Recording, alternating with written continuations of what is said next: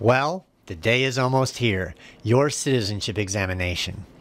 You wonder, what should I expect? Is the test hard? How much study should I put in? Well, fortunately for you, I'm that immigration guy, and I'll answer those questions and a lot more.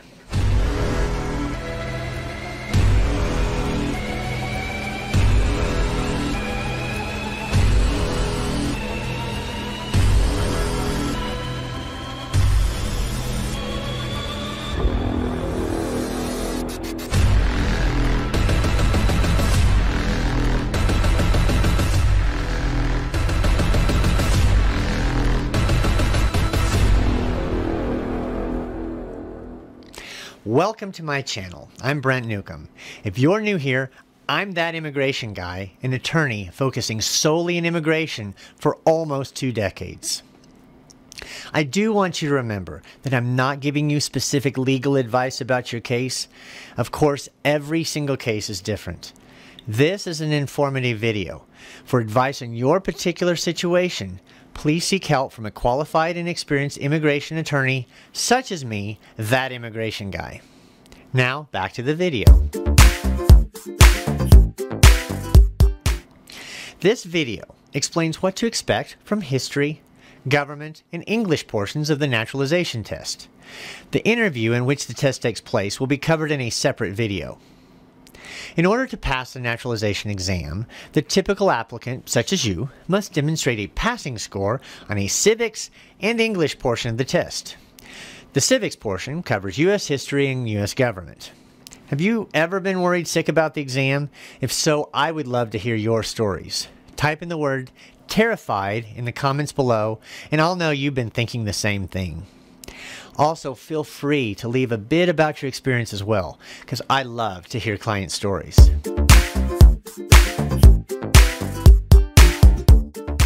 Well, let's talk about the civics portion first.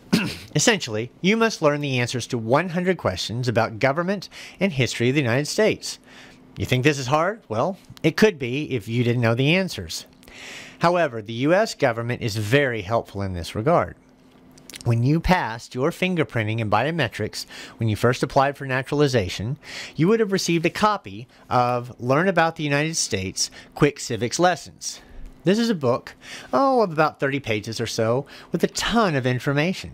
But most importantly, all of the questions are listed, and I have a surprise for you, so are all the answers. Yes, you heard that right. The book has all the questions and all the answers you will need to pass the exam. So, how does this work? Well, the book is broken down into the following parts. For government, it has Principles of American Democracy, System of Government, and Rights and Responsibilities. For U.S. history, it has Colonial Period and Independence, the 1800s, and Recent American History. And a third section has questions about integrated civics like geography, U.S. symbols, holidays, that sort of thing. The 100 questions I mentioned are numbered in the book, followed by the answer and then a brief explanation of that answer. Well, I've got the book, you say, and there's just no way I'm going to remember all that information. Well, there's double good news. First, the immigration office is not expecting you to know every detail of every answer. The officer will only want you to know the written, explicit answers to those questions. That cuts down your work considerably. Second is this. You only have to answer a random 10 out of those 100. Yes, they only give you 10 questions. And you want to know something else? You only have to get 6 right. Wow. 6. So, are the questions difficult? Well, not really. If you know the answers, no question's ever really difficult. But I would bet you probably know around 40% of the information already. The book is just there to help. So I'm going to be posting several videos on those specific questions, so feel free to use those videos to help prepare for the test. In addition, know that there's a lot of wonderful courses all around at civic centers, churches, and the like. And in addition, the USCIS has a Citizenship Resource Center, and I will post the link in this as well. So what happens if you don't pass the question and answer portion? You're probably wondering. Well, fortunately for you, all is not lost. You typically will be asked to come back in 2 months and given another opportunity to take the test again. The questions will be different. They are random, but you have all the answers. There are a couple things I should mention, however. Sometimes the book asks for a specific number of examples. One of the questions asks to name 2 cabinet-level positions. There are a total of like 16 at the time of this filming. But good news, you just named 2. The officer will not be interested in you knowing everything. Oh, it's kind of cool if you do. Just don't put so much stress on yourself. No 2, you'll pass. Another awesome thing about that book is that you're going to be given, typically comes with a listening CD at the end. You pop that into your music device and study away while you drive.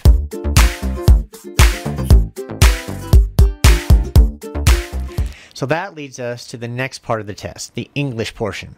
I want to warn you that this is where it can be a little tricky. Oh, the exam itself is not hard, but actually the immigration officer will be testing your English for the entire interview, not just for the exam portion. So people with weak English, it's time to take some extra classes and be prepared. But on the exam, what should you expect? Well, there are 2 portions, a speaking portion and a reading portion. So let's start off with the speaking portion. In the book, towards the back, there's a list of around 70 or so words. They're proper names like Abraham Lincoln, holidays like Labor Day, Thanksgiving, and there's some other tiny words like how, when, vote, of, for. Make sure you understand all of the words and can use them with ease. The officer will give you a sentence to read out loud. Take your time. Read the sentence. It will be easy because every single word comes right from that list. A typical sentence would be something like, what colors are the American flag? The sentence will be random, not difficult, and come exclusively from the list of words provided. That's a relief. Well, what about the writing portion? That's a bit more difficult, but nothing you can't handle. There's another list of around 80 or 90 words on the next page. You're responsible for knowing what they mean and how to properly write them. Just practice a bit and the spelling should be no problem. One trick that I tell my clients is that if the word has a capital or large letter in it, such as Civil War, make sure you repeat that on the test. I'm not here to teach you English and the hows and why certain words are capitalized. Just know when to spell it based on how the spelling is in the book. Also, watch for punctuation. For example, the capital is Washington, comma, D, period, C, period. Include those periods or exclamation points. Good news again, you only have to write 1 sentence. The officer will read it to you slowly, maybe even repeating it. You write it like you've studied. Just make sure you don't leave out a, an, or the, as some languages, perhaps yours, don't have a definite or indefinite article.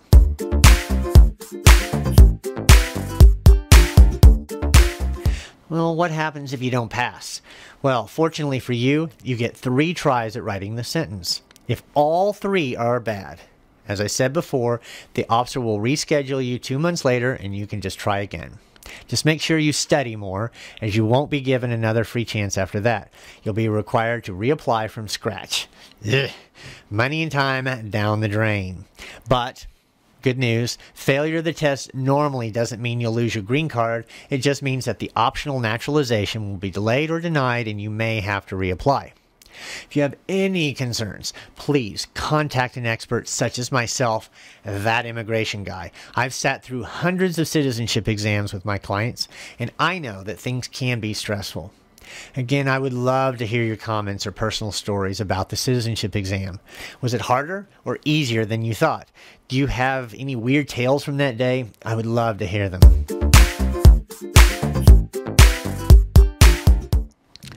So, in a nutshell, that's the citizenship exam, as explained by me, that immigration guy. If you like this video, hit like below and please subscribe. I'm going to be putting out regular content every few days. Share the video and do contact my office for your specific needs. I'm more than happy to help. And remember, that immigration guy for all of your future immigration needs.